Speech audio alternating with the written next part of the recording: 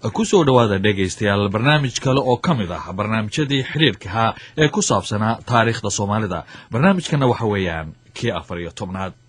toddobaadkii hore waxa dhegaystayaal aanu idin maqashinay sidii Soomaalidu ay taageerada uga weyday dawladihii awoodda lahaa xagga militariga marka la eego reer galbeedka iyo reer bariga ahaa dagaalkii dhexmaray Itoobiya iyo Soomaaliya sanadii 1977 ilaa 1978. maadaama Soomaalidu taageero haddaba ay ka weyday reer barigi iyo reer galbeedkii labadoodaba sababtuna ahayd iyadoo loo arkay Soomaaliya in dagaal gardarra ay ku qaaday dalka Itoobiya. waxa markaasi la isweydiin karaa dhagaystayaal xagee ayaa Soomaaliya looga heliyay ama taageero ay ka heshay. General Maxamed Cali Samatar oo isagu markaasi hogaaminaya dagaalkaasi ee Soomaaliya iyo Itoobiya dhexmaray dhinaca Soomaalida markii arrintaasi aan wax ka weydiinay waxa uu ku jawaabay wallahi duunka carbeed siduu u dhan yahay ama hiil ama hoo baan ku haysanay mucaawino caskariya ama isbarbartaag siyaasadeed ayaan adduunka carbeed oo dhan ka haysanay. waa tahay haddii laga reebo cadan iyo Liibiya oo markii dambe iyada lafsadeeda dhankaas ku biirtay. maxaa ugu badnaa marka taageeradan siinay ma lacag bay ahayd ma hub bay ahayd yaa ugu xoog badnaa marka deeqda la bixinayay dagaalka la siinayay dhinaca adduunka carabta markaad eegto? waxaan oran karaa Sacuudiga ugu roonaayo lacag buu bixinayay. ha bixiye annaga lacag cadaan inaan ka qaadano ma baahneen hub baan u baahneen. marka hubka aan soo iibsanayno meelaha qaarkood hubkaas lacagtooda asaga bixinay Sacuudiga bixinay. مثل dawladaha qaar caraba baan hub ka soo qaadanay. hubkii lacag bay rabeen lacagtii Sacuudiga bixiyay. Yurubta kale waxbaan ka soo qaadanay ama aan dhaho suuq aanan markaa rasmi ahayn maxaa yeelay waxaan saarnaa embargo. markii arrimaha noocaas oo kale ay jiraan waa inaad xal heshaa la iskama fadhin kare. markii dagaal uu ku haysto waa inaad xal heshaa. adduunkana suuqyo badan oo maaragtay bari iyo galbeedba leh oo hubka lagu kala iibsado oo dariiq aanan caadi ahayn loogu kala iibsado ayaa badan. marka sidaasaan ku soo iibsan jiray. suuqa ugu xooga badnaa ee General Samatar bariga wax ka iibsan jireen xagee buu ahaa? wallahi noocyo badan bay lahaayeen. bariga haba u badnaado Bulgaria iyo Czechoslovakia iyo haba u badnaadaan. laakiin haddana xagga reer galbeedka lafsadiisa waa ka helaynay. waxaa jira niman dulaali ah adduunka buuxa weliba reer galbeedka dalalkan la yiraaho dhexdhexaad weeye sida Switzerland oo kale iyo dad waxaa jira ku takhasusay arrimahaas oo maaragtay xiriiro badan leh oo hubka ka beecishtaro oo yaqaano oo maaragtay sida loo galgalo meelaha iyo sida looga soo saaro intaba yaqaan. marka masalano arrintaas marka hub aad ku raadinayso dariiqan sharci ahayn. sida haddaba dhegaystayaal laga yaabo in qaarkiin aad ka warqabtaan dalkii midowga Soviyeeti la odhan jiray muddo dheer ayuu Soomaaliya ka taageerayay dhinacyo badan oo ciidamadu ay ka mid yihiin. taasi oo ka horreysay xilligii Soomaaliya taladeeda ay la wareegeen ciidamadu. intii ka dambaysayna kumanaan khubara Ruus ah oo dhinac walba leh ayaa iyagu joogay waddanka Soomaaliya. waxaa markaasi la isweydiin karaa dagaalka Soomaaliya ay ku qaaday Itoobiya Ruuskii marna ma tuhmay hiiga dagaal ee Soomaaliya ku jiray. General Maxamed Cali Samatar oo weliba ka mid ahaa raggii golihii sare ee kacaanka ee laga tuhunsanaa inay aad isugu dhawaayeen midowgii Soviyeeti markii aanu arrintaasi wax ka weydiinay waxa uu yidhi. haddii maya aan ku dhaho been baan sheegaya maxaa yeelay nimanka aad baan maaragtay isugu xirxireen. aad bay waxyaalaha anaga ula socon kareen. dad maaragtay sophisticated oo aad mukhaabaraadkooda iyo informationkooda iyo waxoodaba aad u dhisan yihiinna waa yihiin. marka ma ayan tuhmin kuma dhihi karo waa tuhmeen. inkastoo annaga aan ku dadaalnay inaan ka qarino ما جرت مرنا إنا إذن كلا هذا مثلا تسألان واحد كسوق هذا سيدا عن مغلى مثلا وفتي أدوك أتوقع من يكون يسجل بقول يلحي تضباط كي وحزبك يمكا سراكيل عندما ذاك قومنا وودنك مدوق سوفيتي إن iyada lafaanteeda laydin la soo qaaday oo tuhunkoodii ay cadeeyeen dalkii midowga Soviet loo oran jiray ma jirtay barigaas taas ma jirin sheekooyinkaas wax jira ma annaga waxa aan midowga Soviet ka helaynay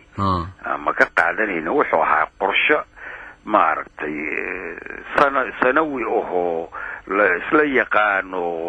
la darso oo la isla ogolaado oo wax improvisation lagu sameeyay ma uusan ahayn waatahay ma yanaheen waxa ay ugu soo dhacay maanta bari waan kula ordaya ma ahayn waxay ahayd مثل سنة كدم بوحة الله فيلايو سنة كهر بالسي قرشيني جان سمترين كاستو هدبا uu sheegay inay dhici karto midowga Soviet in laga yaabo intuu ka galay hiigii dagaal Soomaaliya ku jiray hase yeeshee Soomaalida aan u sheegin laakiin Umar Salaad cilmi oo kamid ahaan jiray ogolihii dhahay xisbiga anti wadaaga kacanka Soomaaliyeed isla markaasna sida uu sheegay kamid ahaa dhowr nin oo iyagu diiday dagaalkaasi 1977 in lagu qaado dalka Ethiopia markii xisbigu kulan uu ka yeeshay waxa isagu qaba in Ruushka Soomaaliya uu cadeeyay tuhunka uu ka qabay hiyigooda dagaal oo ah Ethiopia inay damacsan yihiin inay ku duulaan muddo boode sanad ka hor ahayd waqtiga dagaalkaasi oo dhacay waxaana hadaladiisii kamid ahaa 76 markii la dhisay xisbiga hanti wadaaga gacanka Soomaaliya oran jiray oo dalka markii dambe maamulhayay ayaa wafdi waxa loo diray wafdi xisbi iyo military waxa loo diray Raashka موسكا لو diray waftigaas waxa hogaaminayay oo dhanka ciidamadana ka socday waftigana madaxu ahaa General Maxamed Ali Sabantar wasiirka difaaca iyo xigeenaha laba korneyl baa la socotay xagga xisbigana waxaan ahayn saddex nin baan ahayn Axmed Maxamed Laxwas laakiin weyn la jiray oo golaha sare ka tirsanaa Cabdiraxmaan Caydiin oo oran jiray arday sabab ku dhintay iyo aniga saddexdayaas xisbigana ka soconay marka waxa barnaamijku ahaa inaanu xisbiga dalka Ruushka maamulo iyo sida Ruushka loo maamulo inta wadaaga ayaan soo barano dawladana aan xisbiga waxa la soo galno marka waxa nala qaabilay oo nala shiray golihii siyaasadda ee xisbiga dalka Ruushka xukumaha golihii siyaasadda oo 18 meelahaas ah dawladda Ruushka wixii madaxda u ahaa ugu sarreeyay qof ka maqnay wasiirka gaashaandhiga fadhiya waxa fadhiya wasaarooyinka dadka iyo Bloodberg meesha xukumay barnaamij dheer buu soo jeesay Ali Samantar wuxuu yiri waxaan u baahanahay taageero iyo hub iyo adigu arrimo xisbi waxankaas doodii markay dheeraatay waxa la yiri waxaan tuusanay muddo dheer inaad Ethiopia weeraraysaan waad naga shaafiseen haddana waad intuusanay maanta waxaan aad dalbanaysaan oo hubka aad dalbanaysaan shaki buu sii gali waana sanadkii weyn waxa weeye waa bishii Agoosto 76 markaas uu warqad dheer u soo bixiyo yiri warqadana madaxweyne Maxamed Siyaad baa soo dhiibay hadii la ku run yahay wuxuu idin ka ballan qaadayaa inaan dagaal jirin waxba ka walwalinina ayuu leeyahay aniguna afkaan maanta idinka sii cadeynaya walwalka iska saar waxa la yiri hubkaana dagaal doonayeen maxaase hubka kan aad u rabtaan difaaca oo yaa iska difaacaysan waxa weeye dalalkan reer galbeedka ah hanti wadaaga diidan baan ugu soo duulahaya yaan ka baqaynaa waxa la yiri annaga difaaca xagga idinka difaacayna oo badda iyo joogna meel walba iyo cirkaba dalalka dariskana waa ka xoog badantii ciidamada ka xoog badan marka anagu dagaal inaad qaadaysan baan u aragnaa tan kale hubka weydiisanaysa waxa ku jira gawaarida lagu xambaaro taangiyada gawaarida taangiyada lagu xambaarana waxa weeye dagaal ba hayaan loo galahayo oo meel dheer dagaal laga galahayo taangiyada xambaarana ilaa goobta dagaalka marka taasuna waa nooc cadeynaysa ala kulli xal dood dheer ka bacdi kuwaas taangiyada jida laga reebay wixii uu dalbaday hub iyo gaadiid waa la siiyay qalab kuwaas ma laga reebay codsigii kuwaas laga reebay laakiin shakigoodu waa ku jiray waa soo noqonnay 77 July 13 bilood mar laga joogo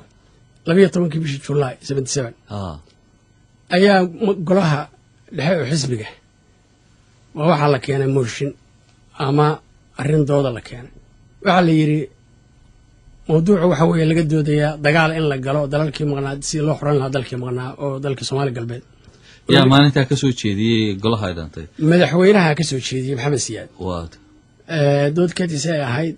doodii 7 nin oo anigu aan ku jiro ayaa diiday oo tiri inaan weerarno maahan Ethiopia maantay haddii intaan ka gudbin Cumaro 7 nin aad sheegtay adiga oo mid waxaan ka xasuustaa anigu waa ku jiray waxaan ninka Cabdiraxmaan Caydiid oo sabab lagu dilay mardaba ku dhintay ninka la yiraahdo hadii Ilaahay ku rooyahay warsame juguf nin la oran jiray hadii Ilaahay ku rooyahay Cabdullaahi warsame nin la oran jiray warsame nuur hadii muxuu intaan ka xasuusto war adigu inaasan ka xasuusan karaa haddii haddaba dhegaystayaal aynu ka gudubno waxtarkii iyo aragtidii shisheeyaha waxay doontaba ha ahaatee dagaalkii Itoobiya iyo Soomaaliya dhex maray markii Soomaaliya lagu soo jabshay waxa Soomaaliya u soo hoyday dhibaatooyin xoog leh oo ay ka soo kaban weyday dhibaatooyinkaasi waxay bilaabmeen intii uu dagaalku socdayba askartii Soomaaliya qabsatay bishii Oktoobar sanadkii 1969 olayaashii ugu waaweynaa ee ay bilowgii qaadeen waxa ka mid ahayd qabyaaladii oo la yidhi waa la aasay hase ahaatee waxa si cad boodhka looga tumay oo looga jafay oo la adeegsaday xilligii dagaalku socday oo ay noqotay in ree hebel iyo ree hebel la raadiyo waa kan General Samatar waqtiyadii dambe dagaalku uu soo kululaaday waxaa dhacday dagaal wuxuu u baahan yahay si joogto ah in loo supply gareeyo supplyga ma aha keliya hub iyo raashin iyo rasaas iyo maahe dadka xataa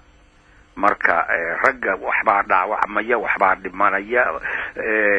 furunta cusub baa maaragtay aad rabtaa inaad furto ama kugu furmaysa ciidan cusub baad rabtaa inaad geliso marka waxaa weeye si joogto ah in ciidan loo abaabulo oo ciidan loo dhiso ayuu keenaya dagaalka marka dagaalka muddooyinkii dambe bilooyinkii dambe ciidankii loo recruit gareen lahaayo la ciidameen lahaa way dhibaatay noqotay way adkaatay sidii lagu heli lahaa dadkii voluntarily inay ku soo xaadiraan oo degmooyinka iyo gobolada iyo intaas saraakiil baan u dirnay inta raggii degmooyinka maamulayay ayaan u xil saaray ciidan in la qoro waa dhibaatay noqotay in ciidan la helo arrintaa waxay keentay in odayaashii qabiiladii la adeegsado oo muddadii horoo dhan yacni kacaanka uu ku socday fikrad ah war qabyaalada yacni aynu intaan daciifin karno aan daciifino yaanan qabyaalad buunbuuninin oo dhisin waxaase timid in la waayey dariiq kale lagu waayey ciidan in la helo odayaashii iyo maaudiin iyo dad noocaasa in la dirsado khaasan odayaasha marka ay noqotay reer hebelow waxaasaa lidinka rabaa ciidan reer hebelow waxaasaan keenaynaa annaga haddaan reer hebelnahay marka qabyaaladii baa markaa dib u soo noolaatay qabyaaladii baa xoog u soo noolaatay waa idin muuqatay markaa dhibaatada ay keeni karto waqtigaas miya waa noo muuqatay calaa ayi xaal dagaal baa lagu jiray wax walba waxbaa ka daraaya annana waxaan u baahneen dagaalka inaan ciidan u helno waa hagaag cudurka qabyaaladu haddaba inuu dib u soo shacbo xilligii dagaalka sida uu sheegay General Samatar waxa isaguna ka markhaati furaya Cumar Salaad Cilmi oo sheegaya inay ahayd sababtii keentay in isaga lafahantiisa loo soo magacaabo inuu gudoomiye ka noqdo gobolkii Waqooyi Galbeed oo markaasi Hargeysa magaalo madaxda ay ahayd waxaana hadaladiisii kamid ah marka selka markay marayso oo ciidamada Soomaaliyeed niyad jabeeno meelaha qaarkood dib looga soo noqday sida dirir dhabo kale laga soo baxay ayuu habeen yeeray Maxamed Siyaad wuxuu yidhi gobolkan la yidhaahdo waqooyi galbeed oo hargeysa caasimadda u tahay ayaa dagaalka ayuu ku wajahanaa dagaalka xooggiisu gobolkaas waxaa ku wajahan dirir dhabe iyo harar iyo jigjiga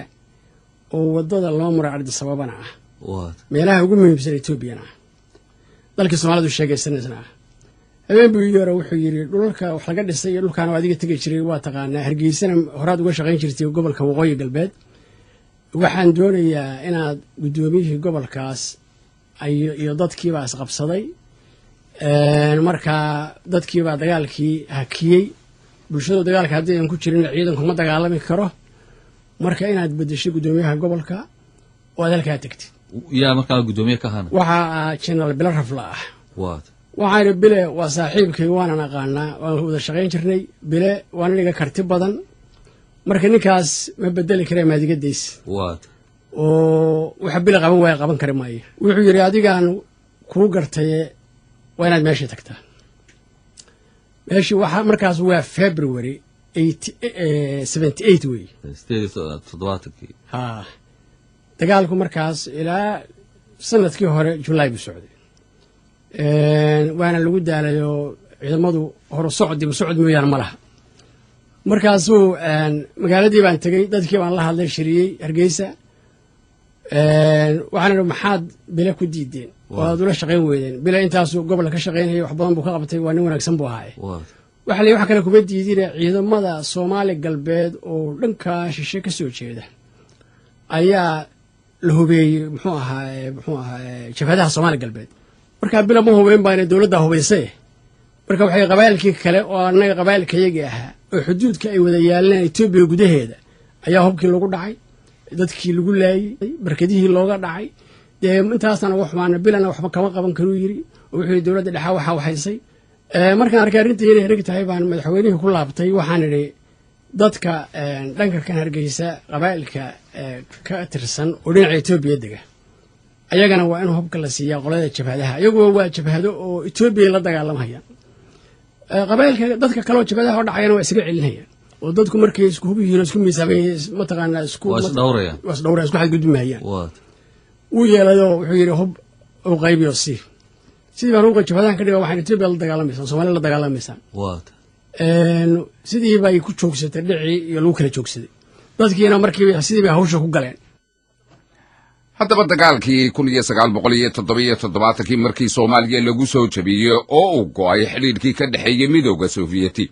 tallaabo waxa u soo kordhayay Soomaaliya iyo Mareykanka xiriirkoodii oo ka dhashay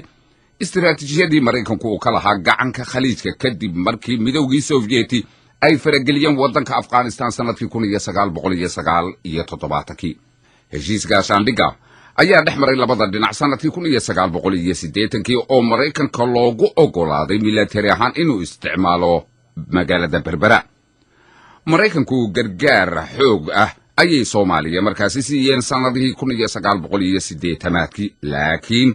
waxa uu ka cagajiiday inuu taageero military u siiyo maamulka Mareykanku waxa kaleeto ay walaac ka muujiyeen xilliyadaas xiriirkii Soomaaliya iyo Liibiya oo dib isna u soo noolaada barnaamijkuna maanta intaas haynoo joogo